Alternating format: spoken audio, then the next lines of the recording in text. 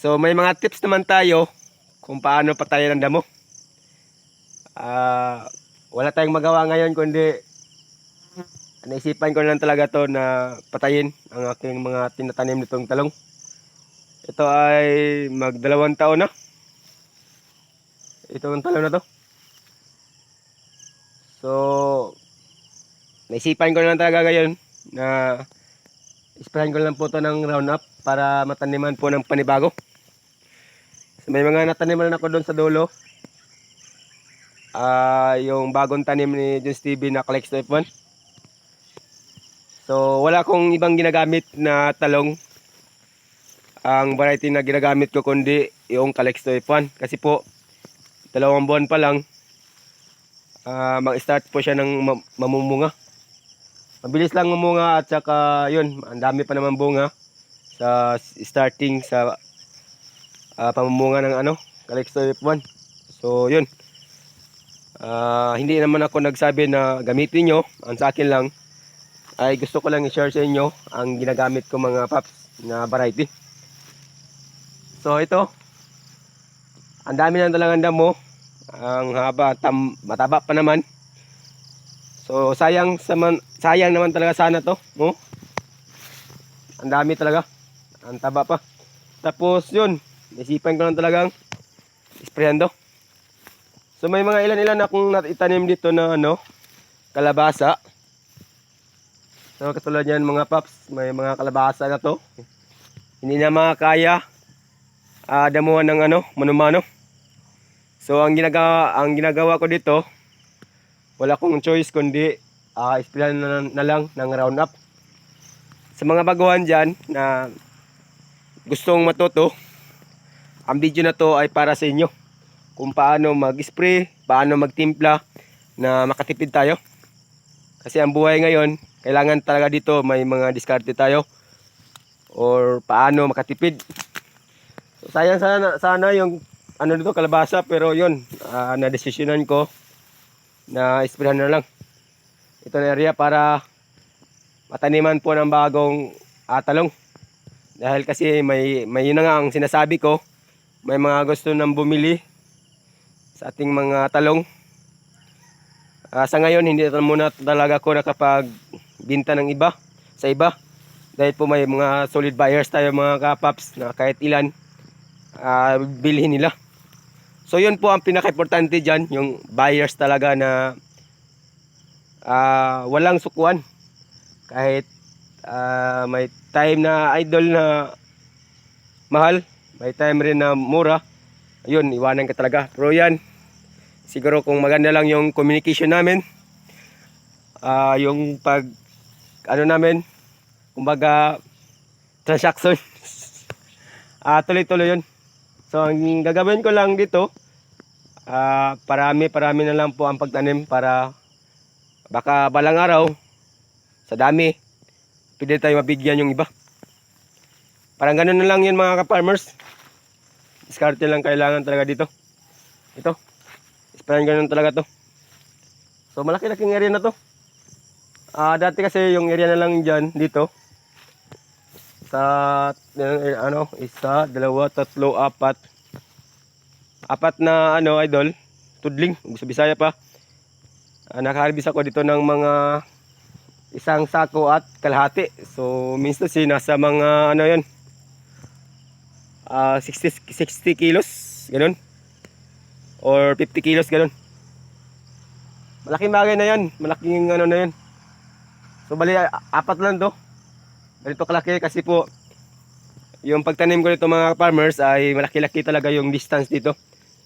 Hindi na talaga ako nagtanim na medyo masikip kasi po pag medyo na siya, malaki na siya, masikip talaga. Kaya yon, mahirapan naman tayo eh. So ang ginagawa ko dito, malaki yung distance kaya ganun. Ito lang na area, bali 60 na yung na-harvest ko dati o 70 ganun. Tapos dito may area pa rin ako dito na makunti, dalawa yata to.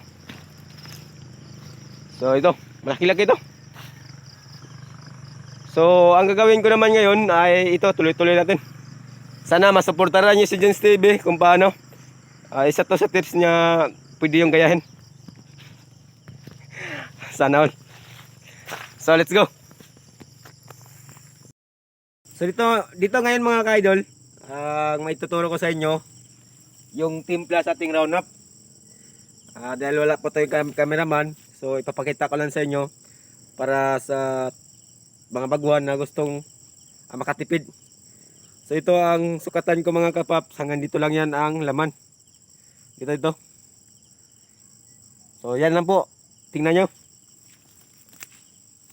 So ang laman to, may laman na to.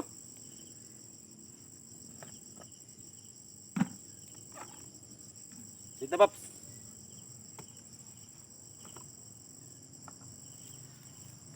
Muslim tayo ngayon, Muslim. So ito, round up to round up. Gusto ko lang talagang may share sa inyo para makatipid tayo.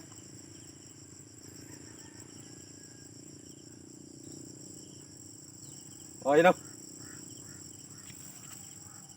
Okay na yan.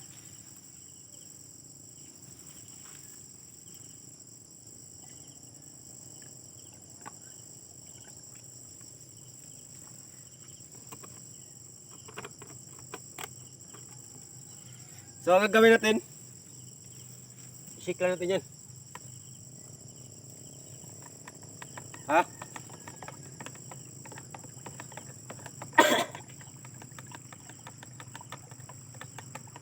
Ganito lang mag-express dyan si TV.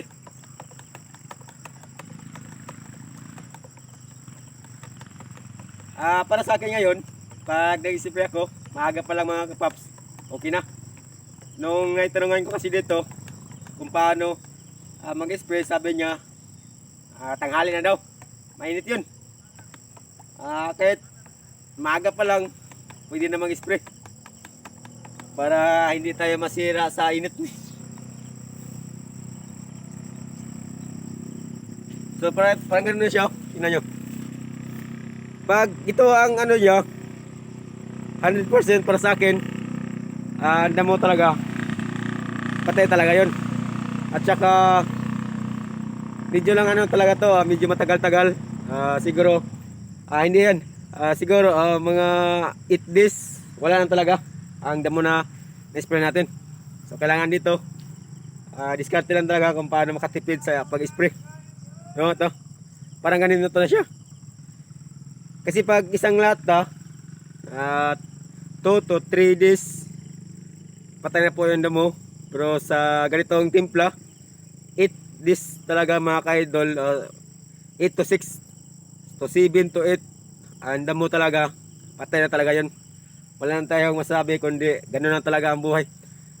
So pag nag-spray ako dito, wala na akong ibang iniisip kundi ang damo, maghintay na lang talaga ako para taniman po ng panibagong tanim.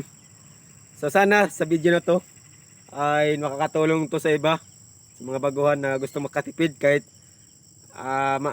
matagal na sa pag-spray. Alam ko nga may mga kanya-kanya tayong pamaraan o timpla sa pag-spray mga kapaps. Pero nasa atin naman talaga yan kung isang lata ba. Ang importante dito kung paano magtrabaho.